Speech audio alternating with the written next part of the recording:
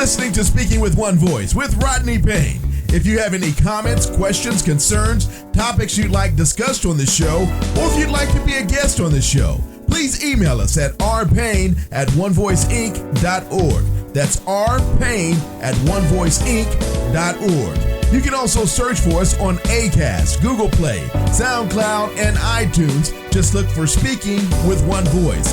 Now, here's your host, Rodney Payne. Hello and welcome to Speaking with One Voice. I am your host, the coach, Rodney Payne. We are so excited to be back with you again today to add value to you and your leadership team. Listen, I want to thank you for subscribing to, rating, and liking our podcast. It's very important to us that you do that. And I also love to hear from you, so feel free to DM me. Now, you know how to find me. I'm always at Rodney R. Payne, at Rodney R. Payne. That's on all of our social media platforms and our YouTube channel. So make sure that you are checking in, saying hello, letting us know what you want to hear and what you think about what we're sharing.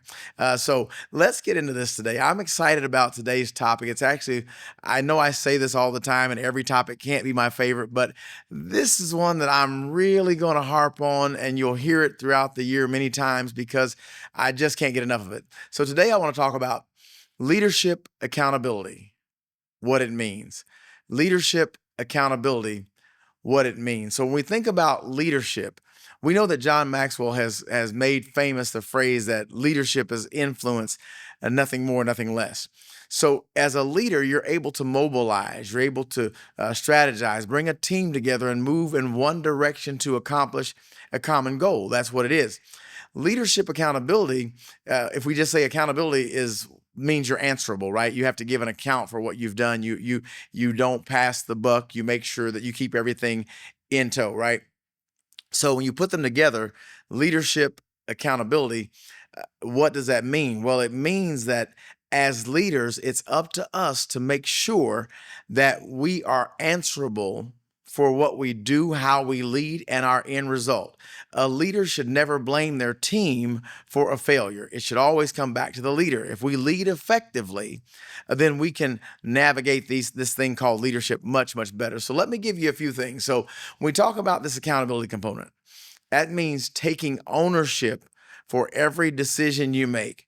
Now, let me pause. I understand that there are decisions that you've had to make.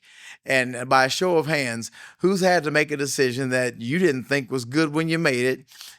Matter of fact, you knew it wasn't good, but you also knew you didn't have a better option. You knew that this decision it doesn't have a good outcome. Well, it doesn't matter if it has a good outcome or a bad outcome. As a leader, when you've done everything you can, you own that decision. In my book, Critical Decisions Made Easy, I talk about this process of making the best possible bad decision. As a leader, you've heard the phrase, the buck stops here. Well, in fact, the buck does stop here. So what I decide to do then influences what I actually do or my actions. And then whatever I decide and whatever I do will always have an impact on my team. It'll have an impact on my organization. And it has a residual impact on me, because when you make bad decisions, guess what happens? You get gun shy of decision making. But when you have leadership accountability, you make every leadership decision either a learning lesson or a learning lesson. What does that mean? Well, either I learn what not to do or I learn how to do it better based on the decision that I've made. And so that's why a decision-making framework is so important. We talk about this in our book, Critical Decisions Made Easy. We talk about when we're looking at leadership decisions and things that are critical to us, there's a 3-step process that we have to have in place, and we want to qualify the decision. Is it one that I should be making? We want to quantify the decision. What are the costs associated with the decision? And then finally, we want to execute the decision. So when leaders who are accountable, you don't leave decisions unmade. I promise you right now, you probably have a handful of decisions that you know what you need to do, but you've just not made the decision to do it yet. Why? Well, because you're not convinced it's the right decision.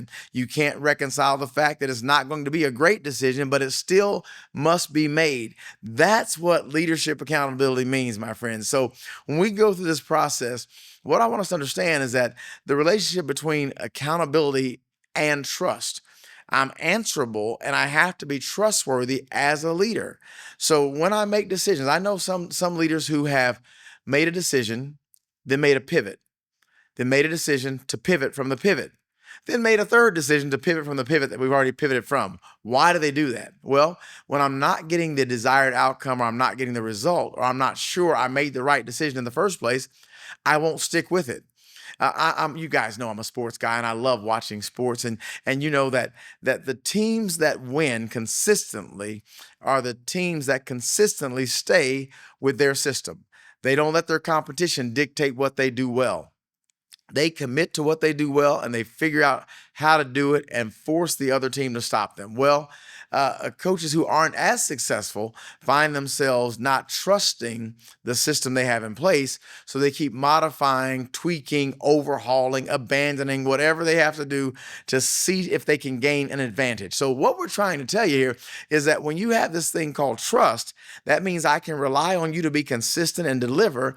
Then it's easier as a leader to be held accountable, because the accountability portion is based on the fact that I trust you as a leader. If I don't trust you as a leader, then you really can't trust me as a follower.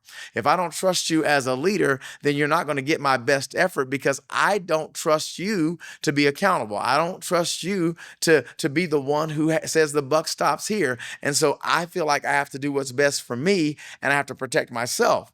Well, in protecting myself, I ultimately expose the organization. So do you see where this trust, accountability, leadership equation all comes together? If you have a team that you want to do well, you have to be trustworthy as a leader. You can't have a new vision every time something doesn't work. You can't have a new process every time something fails. You can't have a new process every time somebody shows you the shiny object. Come on. You know how it works. You get the shiny object and we go chase that. No, as a leader, you have to know what you're doing, why you're doing it, be committed to it. That doesn't mean that you're stubborn in your leadership. It doesn't mean you don't assess. It doesn't mean you don't go back and make some tweaks, but the core of your vision must be consistent. One of the things that I am committed to, no matter what I do, is to add value to people. It's not about whether I'm being paid or not. If I open my mouth to speak and I'm speaking into your situation, my commitment is I am going to add value to you. And if it doesn't add value, I do the very best I can to keep that out of our conversation. Why? Because I believe, like my mentor John Maxwell says, that everyone deserves to be led well. That means I got to commit myself to the process of growing as a leader. I've got to commit myself to being better. And that is so significant. So how do we improve our team dynamics? We improve our team dynamics by being trustworthy, accountable leaders. Oh my goodness, this is so good. My name is Rodney Payne. I am your host, the coach. You are listening to Speaking with One Voice, where we add value to you and your leadership team. And we are digging deeply into leadership accountability today, trying to really understand what it means. I hope you're taking notes. Let's dive back in here. Let's talk about this. There's some statistical data that offers us some insights.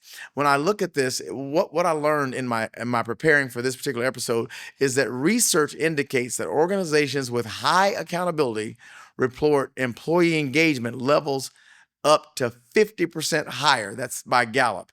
In other words, if I have high accountability, that means that at every level. So I don't believe in leading an organization where the leaders are accountable, but no one else is.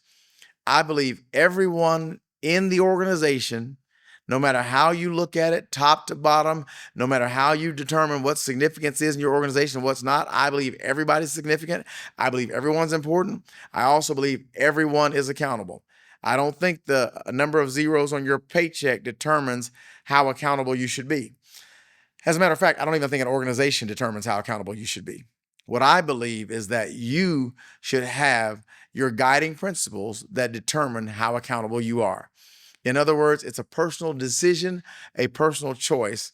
It's a personal commitment to hold yourself to the highest standard so that you can always be in the right position as a leader, as a team member.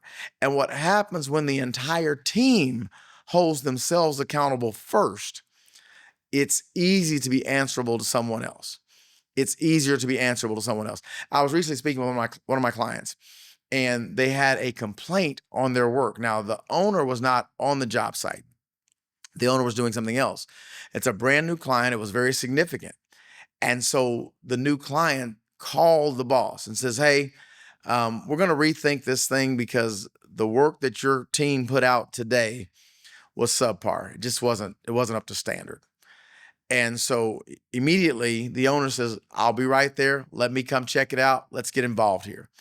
When the owner gets there, what the owner finds is that the work was subpar. It wasn't up to standard.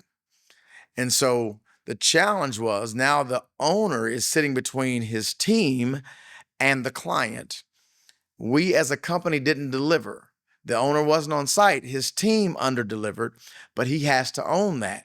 And now he has to make a commitment and be answerable and give an account, if you will, because he's accountable to the client. So how does this work out? Well, when the owner has the conversation with his team member, the team member said, well, we had some challenges. There was some this, there was some that. And you might be saying as a leader, well, those are just excuses. Okay, we'll call them excuses. Can we have some who were justified and some who weren't, perhaps? Either way, the employee did not take responsibility for doing subpar work. He blamed the conditions on the subpar work. And so me in coaching my client, the owner, I said, well, what we have to teach here is that to the client, you're answerable. You say it's my fault. I own it 100% fully. We'll get it corrected. And I guarantee you, if you let us go ahead and keep working this job, you let us keep doing it, we're going to get better and we're going to meet your expectations. I promise you. Okay. And so the owner of the business goes to the client and is able to successfully retain the client. But now the challenge is, how do I get my team member to work to a standard that will be satisfactory to our client? You don't work to a standard that is satisfactory to your client. You set your expectations higher than your clients will ever be.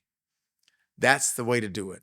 So when I commit to deliver at a higher standard than what my client expects, I'll never miss.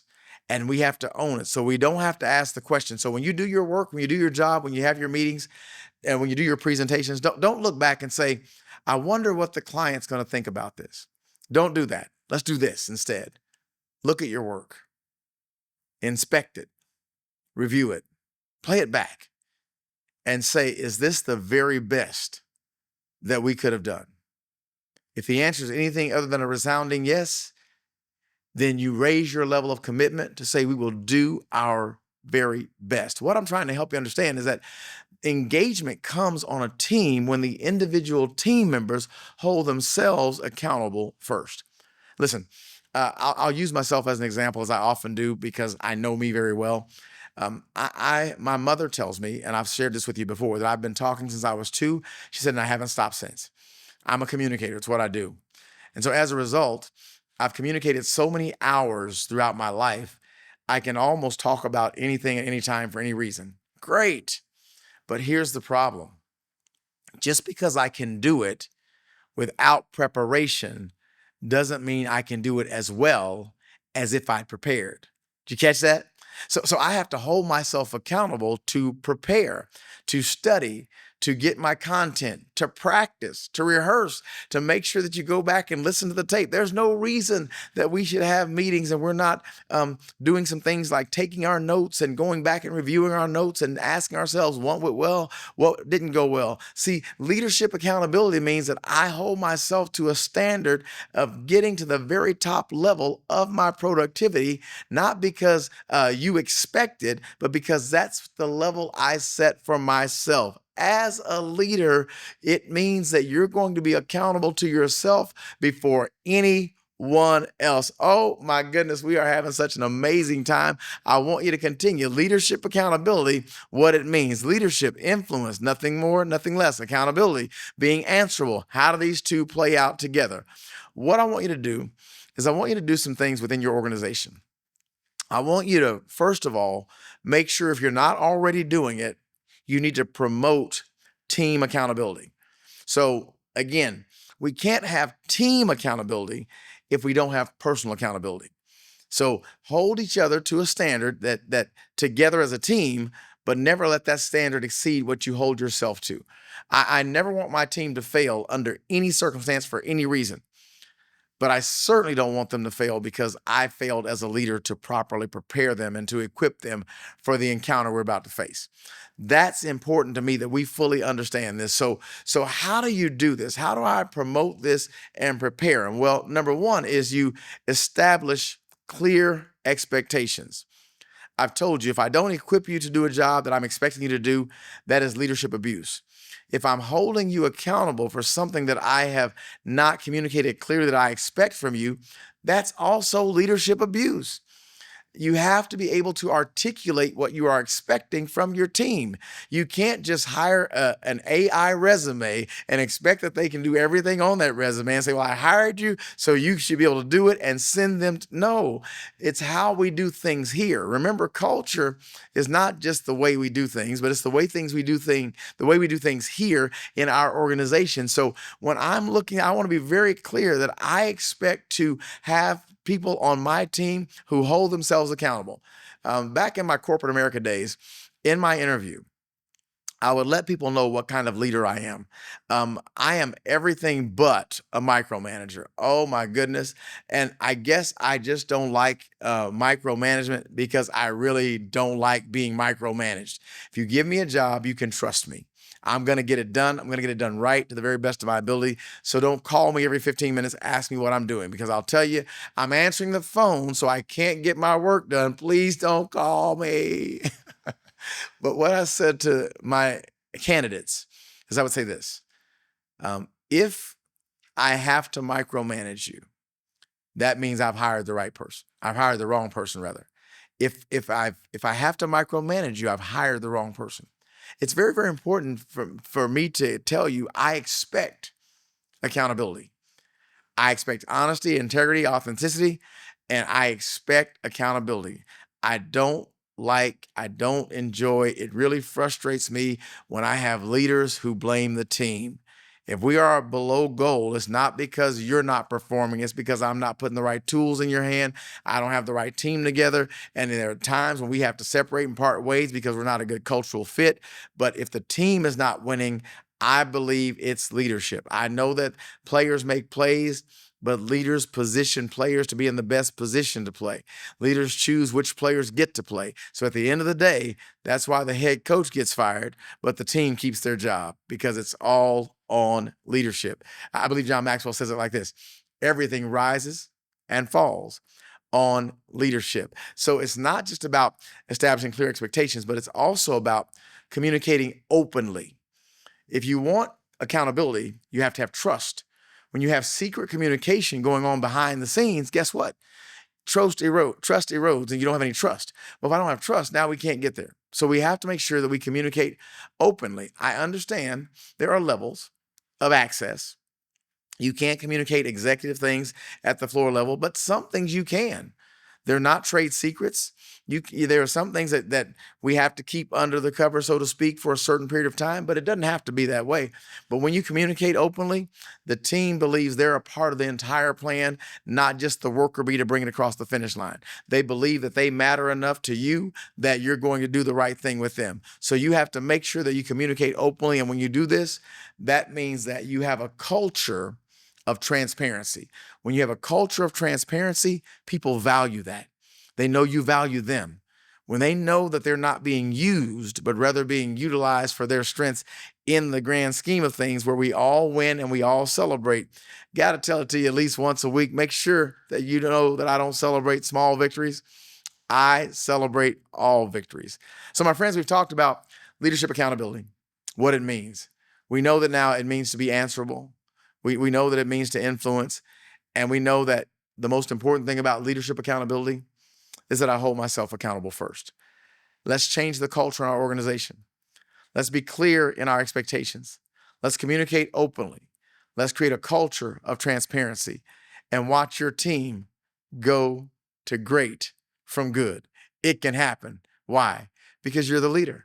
I believe in you. You've got this. Listen, I'm out of time for this week. I hope this has added value to you and your team. And I just want to make sure that you not only take this for yourself, A simple way to communicate this message is to take this episode and just simply forward it to somebody. Just give them a copy of it and let the teaching do its talking for itself. But when you have an accountable organization, you have a winning organization. Listen, you've been listening to Speaking with One Voice with your host, the coach, Rodney Payne. As always, thank you for liking our podcast, for rating it, for sharing it, for helping us to get it out in the ecosystem. So as we continue to grow and enlarge our footprint, we're counting on you. We want to keep bringing you great content, great value each and every week. You can always reach us at Rodney R. Payne, rodneyrpayne.com. And listen, if you'd like some help with getting your team accountable and how to grow and make that shift, reach out to us, rodneyrpayne.com. Schedule a free 15-minute call with me. We'll talk about it and see how we can help you. But listen, it's always my pleasure to be with you. I want to thank you again. You have been listening to Speaking with One Voice with your host, the coach, Rodney Payne. Until next time, my friends, let's keep growing together. You've been listening to Speaking with One Voice. Please remember to follow Rodney Payne on Instagram, Facebook, and Twitter at Rodney R. Payne. We'd love to hear from you and get your feedback, so please feel free to leave us comments. And if you would, rate and subscribe to the podcast, we'd appreciate that as well. Don't forget to set up for notifications so you can get the latest updates and social media posts and get new podcasts when they're released. As always, use the hashtag Speaking with One Voice or simply SWOV on any of your social media posts. On behalf of Rodney Payne, thanks again for listening.